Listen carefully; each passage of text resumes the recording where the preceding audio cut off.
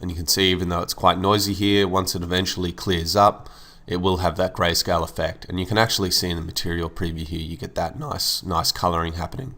So I've got a film width setting of 0.36 and a film index of 3.66. So the higher you go up on the index, the less that coloration starts to blend through in a more exaggerated way.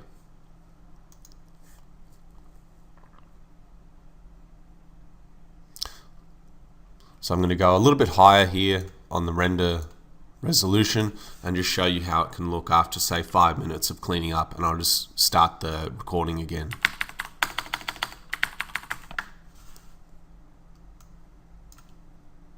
So you can see it's had a chance to clear that up and it's created a really nice effect. Now, Coke cans don't actually have this effect, but let's just say you wanted to incorporate this into the base of the red layer. Now, because I've already got this map set up, all I need to do is just go to the base metallic here, drag this over to the bump map slot, and now that's only going to affect the base, it's not going to affect the top.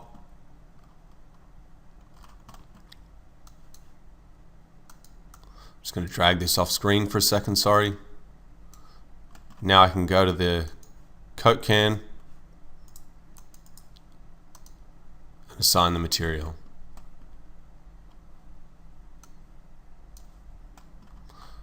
You can't see the effect yet, obviously, because once again, every time you drag that texture in, you've got to go to the bump map slot and apply that. Now you can see we're creating that effect underneath the can itself. But because it's a little bit strong, I can go in once again in the power and probably reduce that to 0.01 and maybe even 0.005. And I'll just do a very small region render over an area here at 100% just to see that effect kicking in.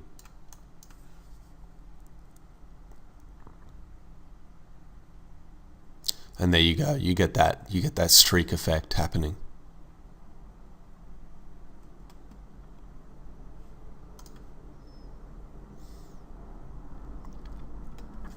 But like I said, it doesn't actually happen on this material itself, so I've just left it. But I thought it was a good opportunity to show you just how powerful the bump mapping is in Octane. Alright guys, so what I'm going to do here is I'm going to render this off at a higher resolution, bring it into Photoshop, do a little bit of adjustments to it to get it to that final quality, and then anything missing, like say for example up here we don't have anything reflecting on the can, to bring out some depth, and underneath we'll just do those final touches and then call it a lesson.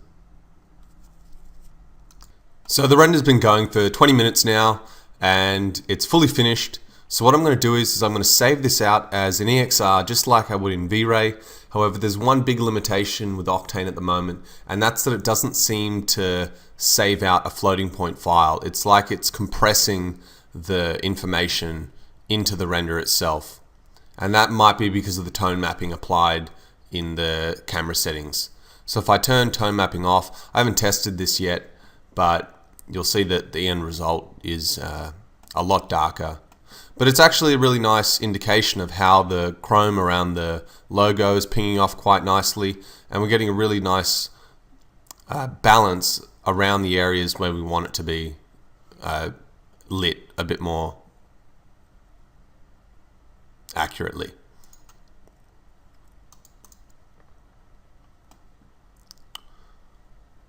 So to save off a file, you need to port it to the 3ds Max frame buffer. So I've just clicked that button and you can see it spits out another version. But one thing I'm going to do here is I'm going to pause the render, and every time a render is finished, I always like to run through a couple of different options inside the camera response curves while I can, because once you obviously save this off, that's it, you've lost it. So I keep a mental note of the response curve I've got in here, and that's the Agfa Chrome RSX2 200.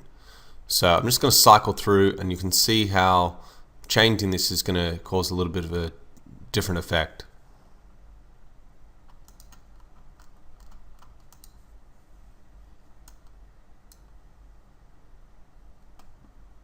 And for some reason it's not making any change at all. Okay, well it looks like that's just bugged out for the moment, but not to worry because I've already done the testing to make sure early on in the lesson that that was the response curve I wanted. So I'm just saving this render out as an EXR, and I'm just going to call it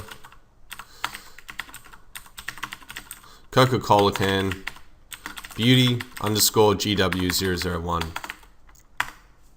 And I'm going to save that as a half float EXR. Not that it really matters, because essentially this is a 1:255 value image. Okay, so from here, the first thing I want to do is because I want to finish off cleaning up the file in Photoshop. So I need to go in and get an alpha of this. So the easiest way to do that in Octane is to swap the kernel type to the info channel. And you can see straight away that's just resets everything. And then I'm going to go in and just move this duplicated render buffer over, and I'm going to hide the background so that we're left purely with the lights themselves, purely with the can itself. So I'm going to leave this at geometric normals, and I'm going to turn on alpha channel down here, and you can see now that's cut that out. And if I zoom in, you just want to wait a little bit because it's not like V-Ray where it just spits it out straight away. You do need to wait a couple of seconds for it to clean up the edges and do the anti-aliasing on the render. It doesn't take long though, it only takes a few seconds. So I can save this off now as a TGA file. So I'm going to duplicate that to the max frame buffer. I'm going to save it as a target file. I'm just going to call it Coca-Cola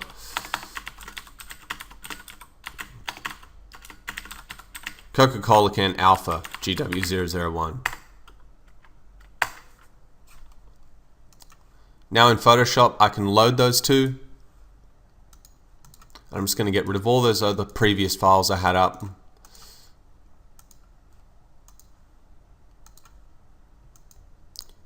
And bring them in. So first up I've got the beauty, and then I've got the alpha file. Now because I've saved this as a TGA file, if I go into the channels box and into the alpha, I can copy and paste this, and what I'm going to do is I'm going to duplicate the background layer.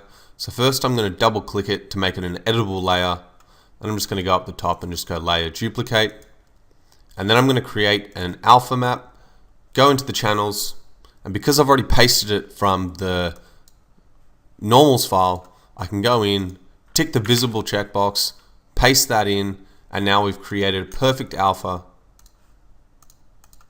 of the can itself, leaving me the option to go in and actually paint out the lights on the background here. So to do that, I'm just going to grab a large brush, a large soft brush, increase the scale of the brush, create a new layer underneath the Coke can. I'm just going to sample this background color, and I'm just going to start painting out the reflective lights. This is just a very quick way of doing it. Usually I'd create an alpha of the background, but it's not really that essential for this project. I'm just going to go in and paint out the background stuff here. And you can see because we've got an alpha of that, no matter what I paint on the background, doesn't really affect the can.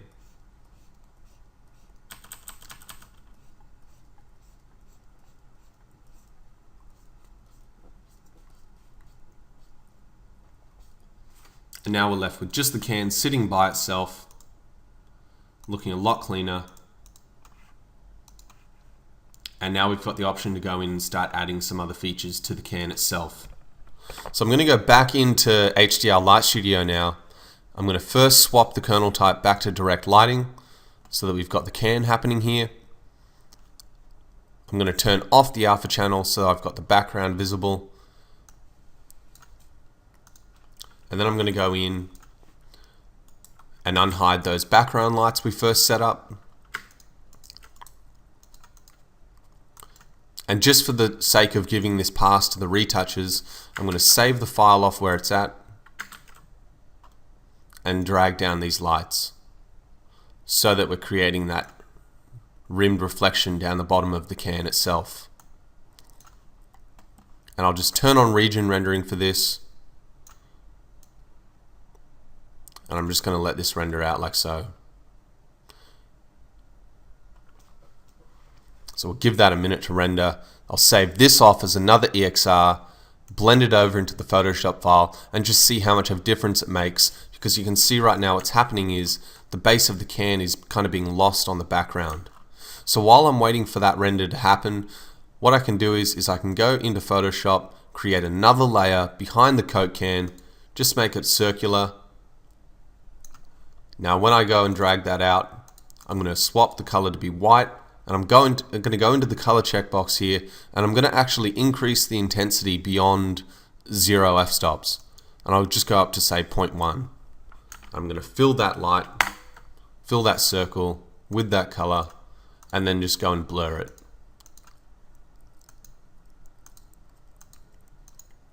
The goal being to create a real soft halo around the back of the can. And I'm going to go all the way down to 1 on that value. And you can see it just gives a very subtle effect. And I'm just going to delete it away from underneath the can because we only want it bringing off the backdrop. So you can see Octane works very quickly. It's pretty much already cleaned everything here. Just going to drag it up a bit higher and just let it work on the upper area.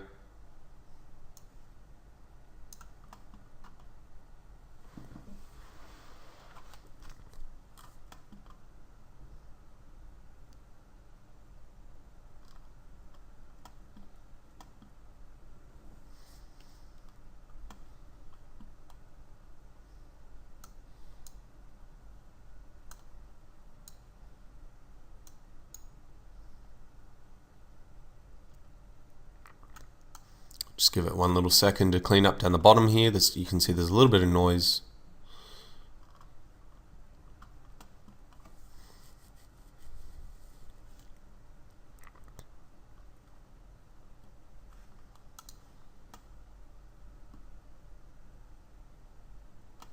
And now I'll just copy this over and save this file out.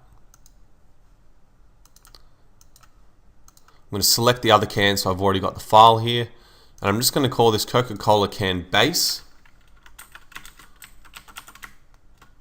Sorry, underscore base pass.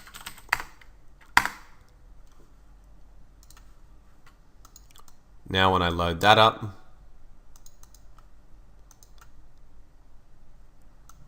I can drag this into the file, and the same way I just go into the alpha pass over here, create an alpha, paste that in,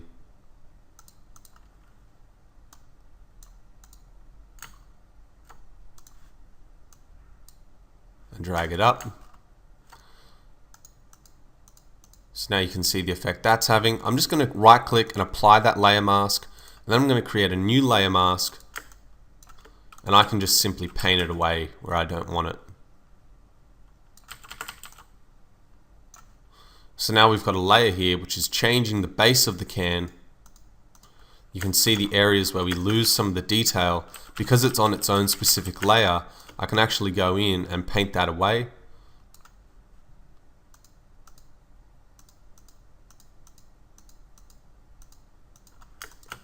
And one of the things this is also fixing is it's very subtle detail, but whenever you have a floor reflecting, it'll often cut out from the vertical reflections you've got in the scene. You can see it here and here. So when I fill that, it's just filling those areas in.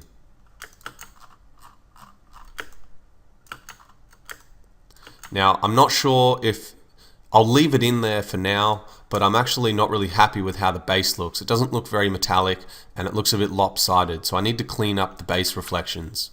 So to do that, I'm going to go back into back into Octane, just close down this preview here. I'm going to undo the effect we had of lowering those background lights. I'm going to bring the floor back into the scene. and grab the vertices, and I've already made this a movable proxy, so this effect will take place straight away. And I'm simply dragging out the floor until it's roughly in line, and the reason I'm going to do this is so that when I'm working in HDR Light Studio, the lights that are kind of, sorry, this was just off screen, the lights that are kind of underneath have a chance of actually reflecting up through the ground plane itself.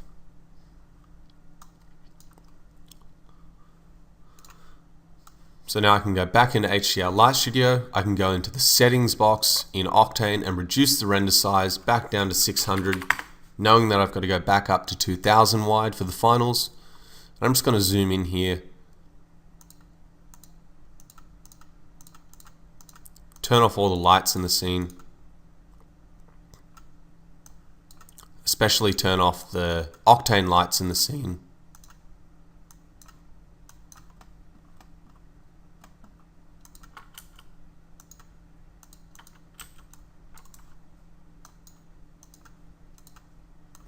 Now we've got nothing reflecting into the bottom of the can, and I can rely purely on HDR Light Studio for that stuff. So first I'm going to try and use some picture lights. I'll just start with a softbox.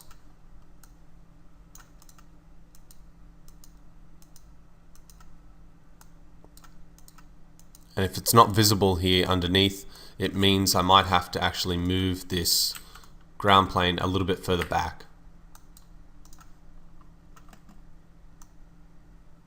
And now you can see that effect coming through.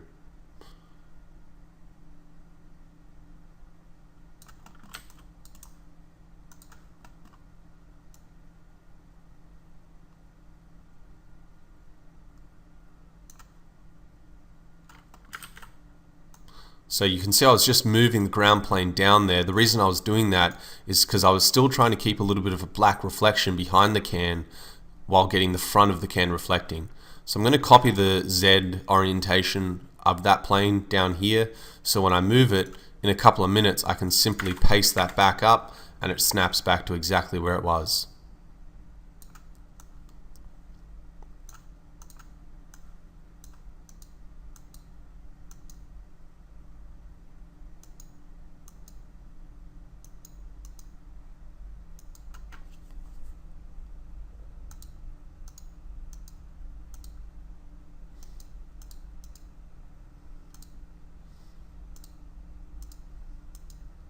And this is where you can see I'm just simply playing with, trying to achieve different effects.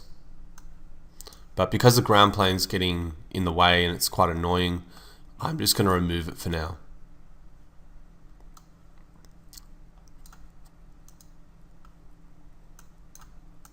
I'm going to delete the softbox, start again with a circle light.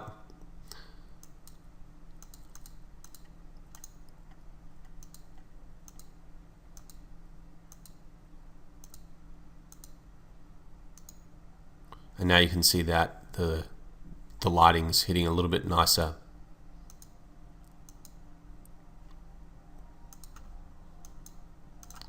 Just creating a custom fall off for that light.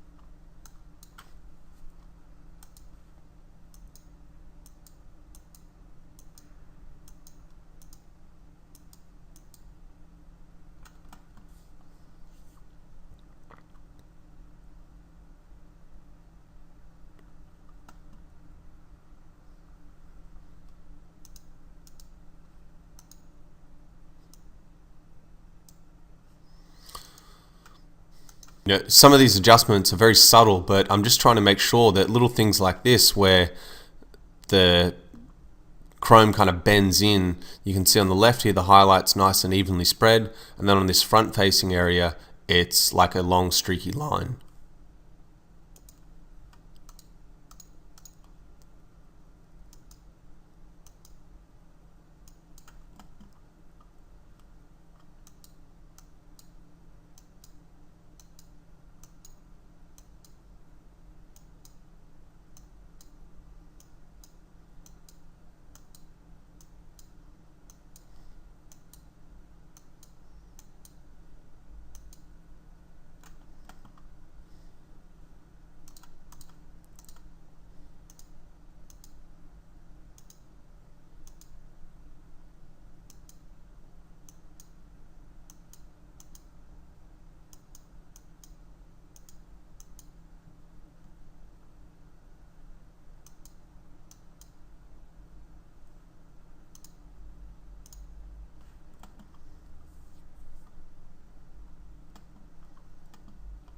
So I'm going to go back up. I'm just going to try this out inside the Photoshop file, see how it looks.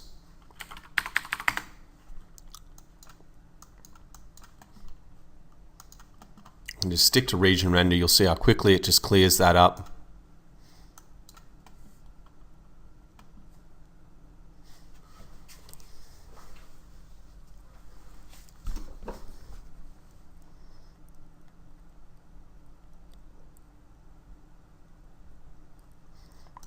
Actually, I'm going to go into the background and just maybe try and play with rotating this, see if I can create a bit nicer effect.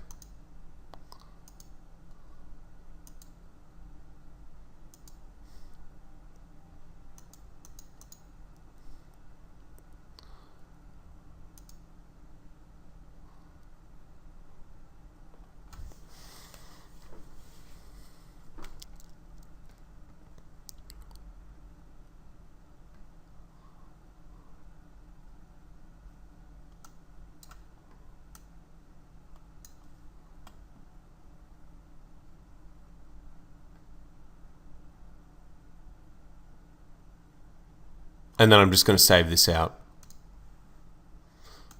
So I'll start the recording up once this is back into Photoshop.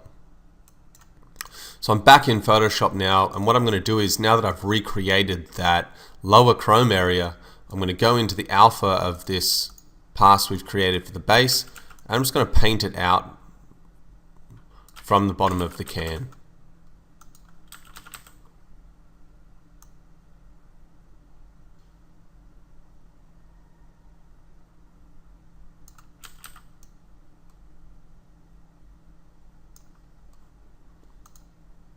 Then I'm going to turn on this base layer. I can apply the alpha map.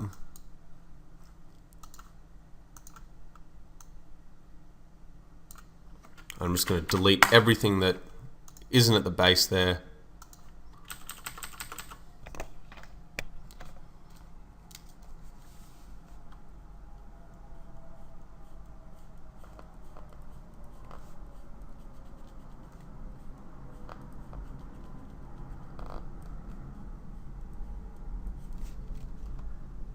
And now I can just fade this down.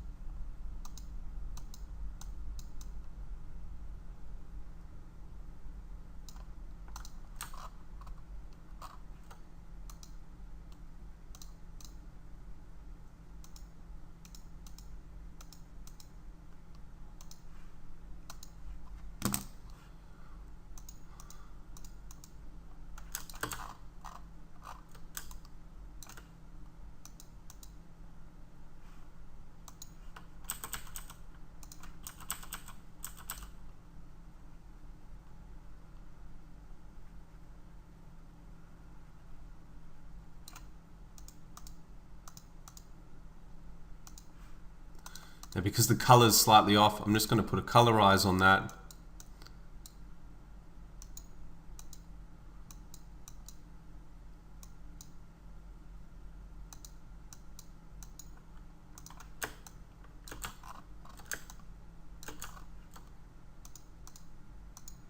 is very subtle, but it just helps bring out the base of the can.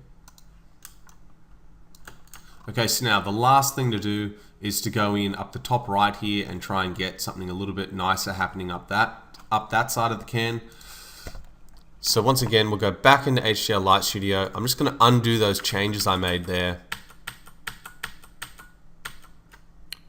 Can turn off these top 3 lights we just created, turn off the base lights because that's what I know was lighting this originally.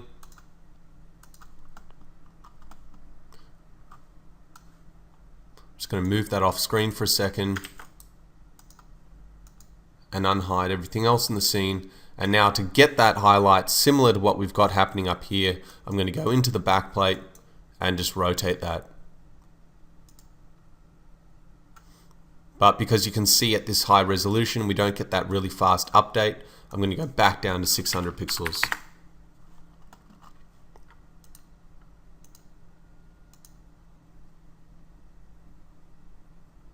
And I'll try rendering this section off because you can see by rotating it to that angle, we've created a nice highlight. So just before I set that rendering, I'll go back into Photoshop and make sure it's exactly in the area I want.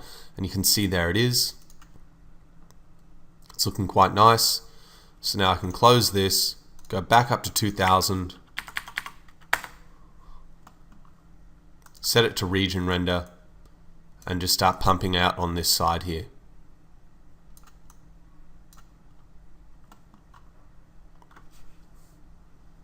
And I'll start the render up when that's done.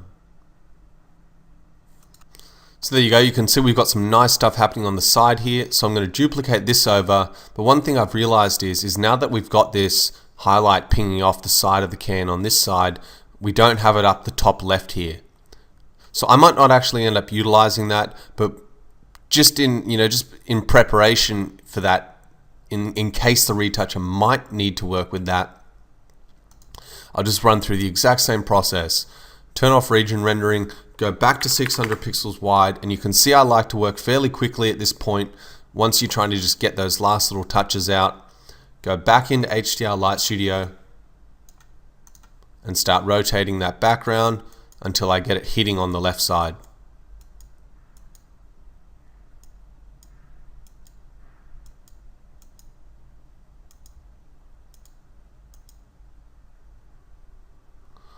Now I'll just go straight back to 2000 pixels wide. Turn on region rendering again, and this time move it to the left side of the can. So while I let that render, now I can save this out into Photoshop, and I'll start the recording up once that's in.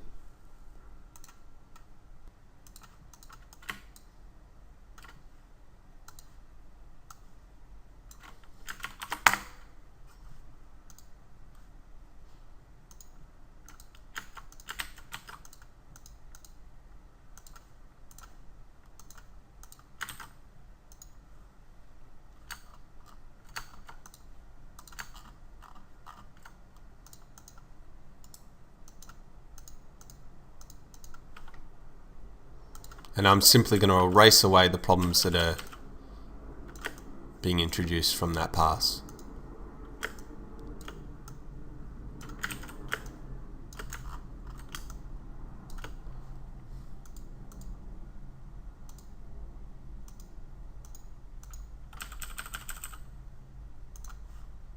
I can either just hit using a mask,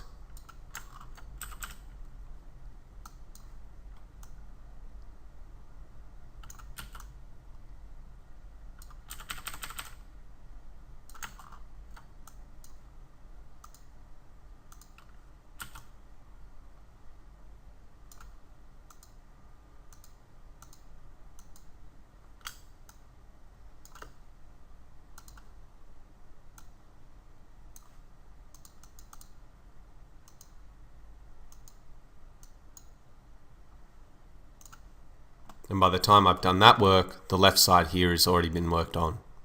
And I can do the exact same thing. Duplicate it, save it out.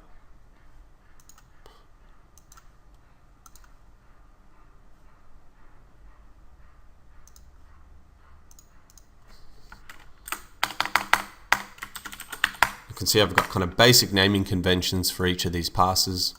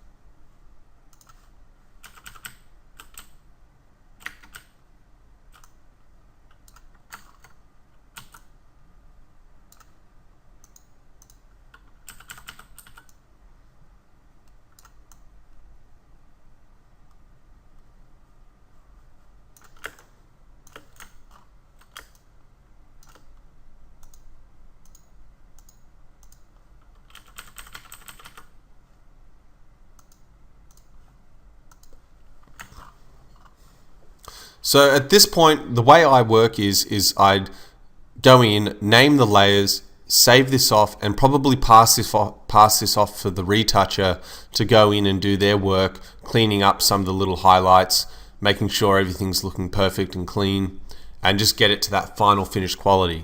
But from the CGI phase of things, that's pretty much it. You've given them a file where you've worked in some passes that you think are going to help them on the project, and it's laid in a way where they can go in and make changes and adjust the opacity of things how they want. Now there's one little thing I'll do here just to finally solidify the job. I'm going to go in and create a color lookup and just swap it to 2-strip, and you can see that gives it just a little bit more of a pop and levels out some of those blue colors. So let me just go full screen here at 100%.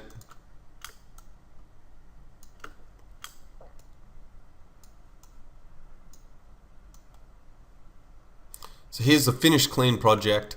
Now I've got some great news, and that's that Milton, who is going to be working on the retouching course, we finally worked it out. My brother and I have been talking to him and Raf now, who are the directors of Light Farm, for the past couple of months. Really been trying to make a push to get all this stuff rolling, and it's really tough when it's outside of my own control zone, but we're already starting on doing some test work. So I'm going to try and build Milton up to be working and doing tutorials in the same way I am, so that later on in this lighting course we can do a few crossover lessons, say for example on the Iron Man, where I pass that off to him and he shows you how to take the file I've created like this and then go in and do all his work to get it to that final print quality. I hope you guys really like this lesson. I'm going to be uploading the scene files for you tomorrow. I know we're starting out with real simple concepts, but I'm just trying to get your head around how I kind of work and how you can build up a project using multiple renders inside of HDR Light Studio and Octane, and then later on we'll just be converting to either V-Ray or, you know, depending on what we need, a combination of both. There's some projects where I'm going to need to show you how to do refractive objects, and for that, once again, in a similar way to how Octane's bump mapping is insane, Octane's refractions are also ridiculous, and you get some really insane results, similar to the Jack Daniels project I worked on. So once again, guys, really appreciate the patience. Unfortunately, I got sick for a couple of weeks there and I'm a bit behind again, but I'm going to try and catch up. But I'm really looking forward to getting out this the next couple of hard surface lessons, because then in the follow-up lighting lesson, I'll be able to combine the two and show you how to create some really hyper advanced Octane shaders for the Iron Man render. See you next time, guys. Thank you.